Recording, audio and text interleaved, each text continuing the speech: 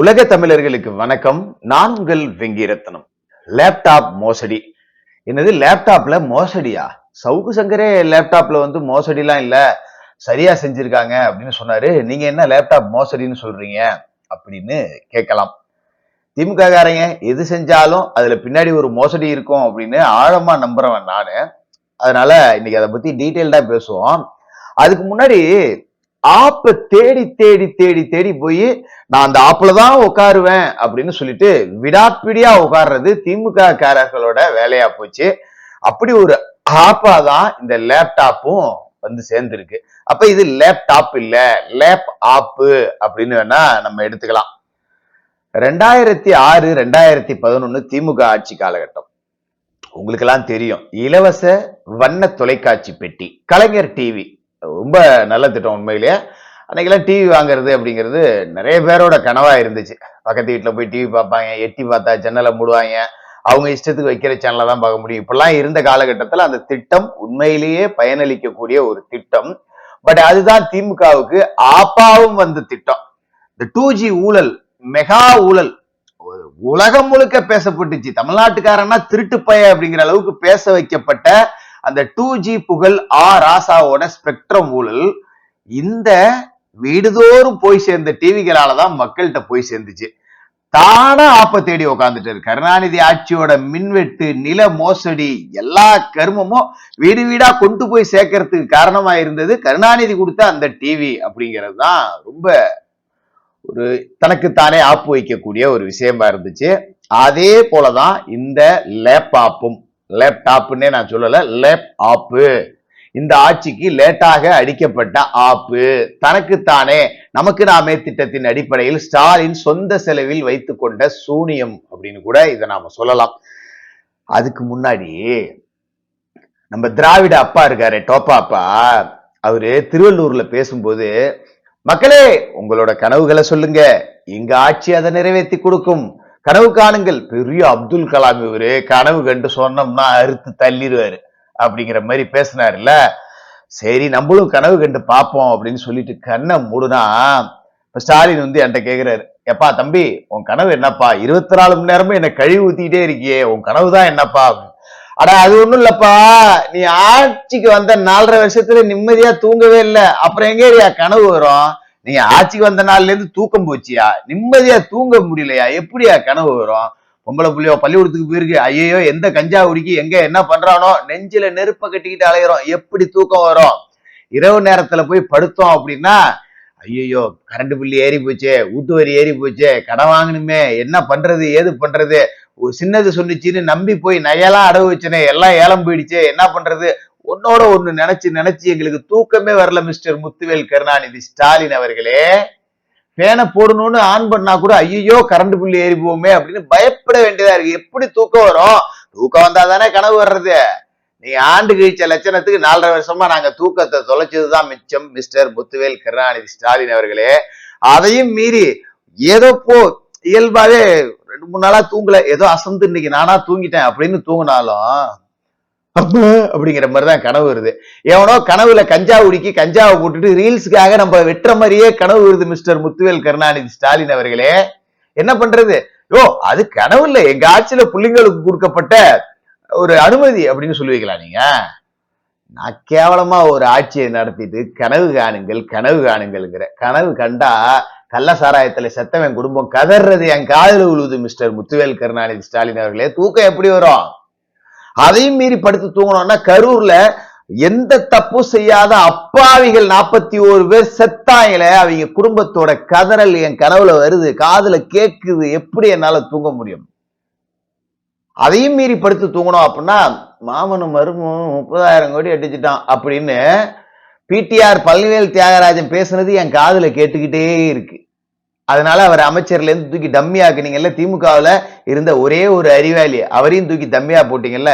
இதெல்லாம் இந்த கருமெல்லாம் நடக்குதுடா இந்த நாட்டுல, சி சி சி சி அப்படிங்கிறது.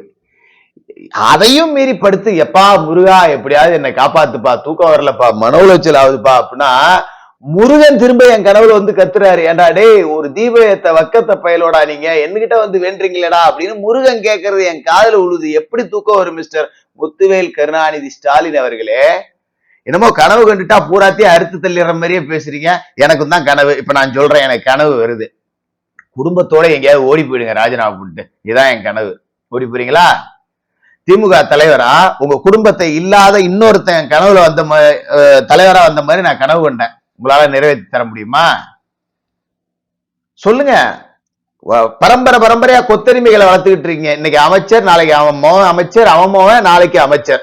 அப்ப போஸ்ட் ஓட்டுறவன் புள்ள போஸ்ட் ஓட்டிக்கிட்டே இருக்கணும். திடீர்னு திமுகவில இருந்து ஒரு அடிப்படை தொண்டன் கட்சிக்கு தலைவர் ஆயிட்டான், அவனுக்கு இன்ப நிதி கார் திறந்து விடுற மாதிரி நான் கனவு கண்டேன் மிஸ்டர் முத்துவேல் கருணாநிதி ஸ்டாலின் அவர்களை நிறைவேற்றி தருவீங்களா? போலீஸ் ஸ்டேஷன்ல லாக்அப் டெத் நடக்குது, அஜித்தை அடிச்சு கொன்ன மாதிரி ஏதோ ஒரு வழக்குல இன்ப நிதியை தூக்கிட்டு போய் அடிக்கிற மாதிரி நான் கனவு கண்டேன் மிஸ்டர் முத்துவேல் கருணாநிதி ஸ்டாலின் அவர்களே, நிறைவேற்றி தருவீங்களா? சும்மா இப்படி ஒரு மட்டமான ஆட்சியை கொடுத்துட்டு கனவு கொடுங்க நாங்க அறுத்து தள்ளிடுறேன்னா 4.5 வருஷமா எங்க போனீங்க மிஸ்டர்? எங்க கனவுகளை நிறைவேற்றுறதுக்கு இல்லாம நாடு நாடா நாங்க முதலீடுகளை ஈர்க்க போறோம் அப்படின்னு சொல்லிட்டு போனீங்களா? இதுதானே கேட்கிற மாதிரி இருக்கு. சரி போங்க, எனக்கு கோவம் தான் வரும் அதுக்கு மேல பேசினா. நமக்கு அப்புறம் உண்மையிலேயே தூக்கம் இல்லாம தான் போயிடும். அப்புறம் எங்க இருந்து கனவு வர்றது? அதாவது இப்ப மேட்ரு என்ன அப்படின்னா, இந்த திமுக ஆட்சி லேப்டாப் கொடுக்குறாங்களாம். 4.5 வருஷம் கழிச்சு மாணவர்களுக்கு லேப்டாப் கொடுக்குறாங்களாம். இது என்ன மோசடி அப்படிங்கிறத நான் சொல்றேன். கல்லூரியில் 3ஆம் ஆண்டு படிக்கும் மாணவர்களுக்கு லேப்டாப். ஏன்? பள்ளிக்கூட மாணவர்களுக்கு தானே லேப்டாப் திட்டம் அப்படிங்கிறது இருந்தது அதிமுக ஆட்சியில. அதை ஏன் இப்ப நீங்க கல்லூரி மாணவர்களுக்கு கடைசி நேரத்துல கடைசி வருஷத்துல கொண்டாந்து திணிக்கிறீங்க? ஏன்னா 3ஆம் ஆண்டு படிக்கக்கூடிய மாணவனுக்கு வாக்குரிமை இருக்கு. இப்ப 10 லட்சம் லேப்டாப் கொடுத்தா 10 லட்சம் பேர் ஓட்டு போட்டுருவான். நான் தான் சொன்னல இது லேப்டாப்னு. அவன் என்ன பண்றான்? திண்ணற போட்டு அழிக்கிறான். கருணாநிதி போட்டா, ஸ்டாலின் போட்டாவலாம் செத்து இத்தனை வருஷம் கழிச்சு வெறுக்கக்கூடிய ஒரு மனிதரா கருணாநிதி இருக்காரு அப்படிங்கிறது இதுல இருந்து நீங்க பாத்துக்கிறீங்களா? தீய சக்தி தான். எத்தனையோ பேர் கருப்பு எம்ஜிஆர் இருக்கிறாங்க, வெள்ளை எம்ஜிஆர் இருக்கிறாங்க, சின்ன எம்ஜிஆர் இருக்கிறாங்க. கட்சி ஆரம்பிக்கிறவங்க எல்லாம் எம்ஜிஆர் போட்டாவை போட்டுக்கிறாங்க. இன்னைக்கும் எம்ஜிஆர் புகைப்படங்களை பார்த்தா கட்டி பிடிச்சு கதறி அழக்கூடிய தொண்டர்கள் மக்கள் வாழ்ந்துகிட்டு இருக்காங்க. அவ்வளவு ஏன் எம்ஜிஆரோட வாட்ச் ஓடிக்கிட்டு இருக்குன்னு இன்னைய வரைக்கும் காதை வச்சு கேட்டுக்கிட்டு இருக்கவங்க இருக்காங்க. ஏன் ஒருத்தன் கூட கருணாநிதி ஆட்சி அமைப்போம், அட ஒருத்தனை விட்டுரு, நீங்க சொல்லுவீங்களா கருணாநிதி ஆட்சி அமைப்போன்னு? கழுவி ஊத்திடுவாங்கன்னு உங்களுக்கு தெரியும். எவனாவது வரானா? சின்ன கருணாநிதி, கருப்பு கருணாநிதி, துண்டு போடாத கருணாநிதி, ஒருத்தன் எவனாவது வரானா பாத்தீங்களா கருணாநிதி மூஞ்ச தூக்கிட்டு?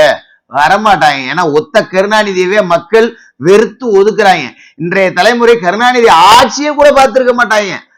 ஆனா கருணாநிதி மஞ்ச தொண்டுனாலே நாங்க அடிப்போம். திண்ணற ஊத்தி அழிச்சுக்கிட்டு இருக்காங்க. ஏன்? உங்களோட இந்த மோசடி எல்லாம் அவர்களுக்கு தெரியுது. இப்ப பள்ளிக்கூட மாணவர்கள் 11ஆம் வகுப்பு 12ஆம் வகுப்பு மாணவர்களுக்கு லேப்டாப் கொடுத்திருந்தா அவன் நாளைக்கு ஐடிஐ படிக்க போவான், இந்த லேப்டாப் அவனுக்கு யூஸ் ஆகும்.